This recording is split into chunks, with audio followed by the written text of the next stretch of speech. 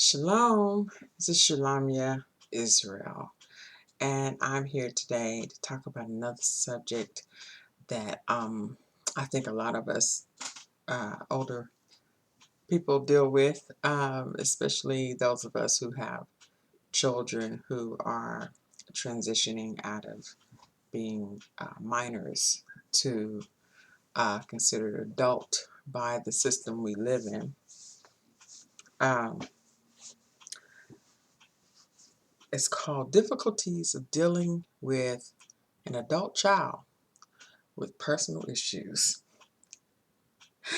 So, when they're going from being your kid, the child that you've raised, and you make all pretty much their decisions for them, and or if you don't agree with their decisions, you can change that, to them being grown people and you really don't have a lot of say so about what they do or don't do. So, I know for me, I have to quit mommying, especially my oldest son. I have a almost 26-year-old daughter and a 19-year-old son who is a father now. And he's made some very interesting decisions. And I haven't agreed with that, a lot of what he's done. But I'm learning to allow him to fail, hoping that something will succeed, something will turn out okay. I mean, I'm not saying everything he does is a failure, don't get me wrong. I'm not saying that at all. And to fall down just means you got to get up. You learn and you move on. But, as a parent, we have to learn to allow them to fail. And we have to learn to love them though we don't agree with them. And that's something that I'm learning to do. I mean, we're not helping them any when we hold their hands, especially young men. When we try to hold their hand through their adult life, when they become grown men and they want to strike out there and be on their own and do what they want to do,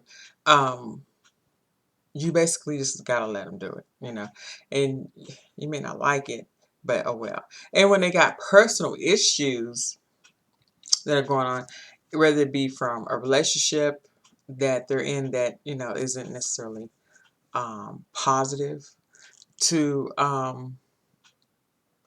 some mental issues. Sometimes they have things going on. I'm not saying crazy or need to be institutionalized. That's not what I mean. But they're just not thinking straight, and they may need a little shake up in order to get their thoughts together. But we have to learn to let them skin their knees and bump their heads. When you're watching your toddler learning to walk, and your baby learning to walk, and toddlers who balance still ain't quite right, and they're going about, and you watch them skin their knees and bump their heads, and you jump as a mother, to try to save them from the pain. But when they're adults and they choose not to listen, you have to allow that to happen. You have to sit back and let them skin their knees and bump their heads, and whatever it is that they're going to experience, and trust that the Most High will keep them, and that they won't stray far from what you've taught them, really. And I think that's the hardest part of being a parent. It's hard to teach and to mold and to care and to guide a child to adulthood. But I think the harder part of it all is to let go and allow them to be, allow them to experience what life is going to take them through. Because we can't coddle them, because if we do, we put them in a position of being hurt, because the world isn't going to coddle them. The world's going to put a hurt on them a lot of times. And Hopefully not too bad of a hurt, but we have to realize that that is a possibility. And we love our children, so let them have the tools to survive and to strive, because if you're not around, what are they going to do then? So they got to be able to survive and make it in this world and take care of themselves and any other children they may bring along. And that's necessary, period. You know, I think a lot of the things I see, even within my own home, you know, dealing with my sons particularly. My youngest son, he's a student. He's getting ready to go to college next year and, you know, major in medicine. So he's wanting to be pre-med. And he's pretty much done what I needed him to do, expect him to do. And so has my daughter. My middle son, the one who's the father, he marches by his own drummer a lot of times. And so, you know, he's been the one that I've had the hardest time letting him make his own decisions. You know, mama wants a lot to say. But I'm going to say this, because I am mother. When a child comes and put their hands out all the time, I need $20. Can I get $40? I need this, that, and that, and the other. Grandbaby need this, that, and the other. But if I got something to say about that, I expect you to be quiet and let me say it. Because you're coming to me. You know, you're not going to sister girl down the street or old boy over there. You're not going to your father. You coming to me. You know what I'm saying?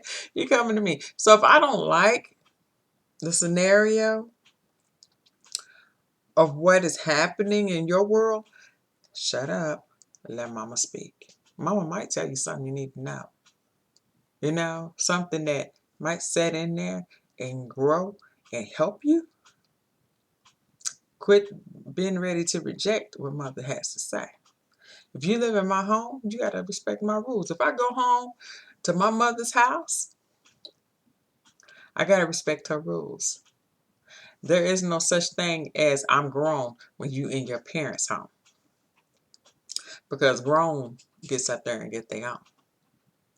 So if you're in my house, you have to respect my rules. If I don't want this, if I do want that, you have to respect that. I don't care how stupid it is. If you're living in that person's home, you have to respect that rule. If you don't like it, baby, the door swings both ways. And as parents, we got to remember that. We can't coddle these children. We sure can kiss their ass. So you have to show them, this is life. Yes, I love you. Yes, I'm not going to do anything to intentionally harm you. But you're not going to run over me. And you must remember, I deserve respect always because I am your parent, mother, father. And it doesn't change because you become of a certain age. And like I have to remind my son, it won't change for you, for your daughter. You're not gonna care that she's 38. If she's disrespecting you, you're gonna be like, hey, you know, I'm the parent.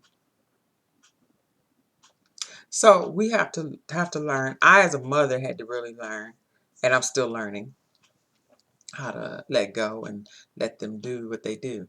And you know what? In a lot of ways, it is freeing. It is so very freeing to just not sit there and worry about them. Because I figure the Most High has them. If it's something's going to happen to them, yeah, forbid, you know, what, I can't do anything about it. But I keep praying for them, all of them, because I want the best for them. And we have to do that.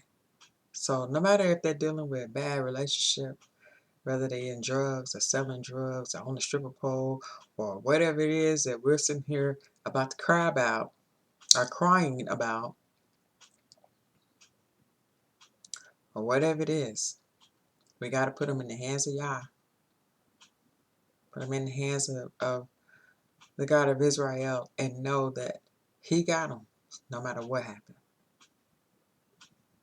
And we have to let go.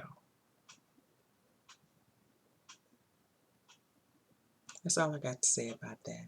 I hope you guys have a wonderful day. Shalom.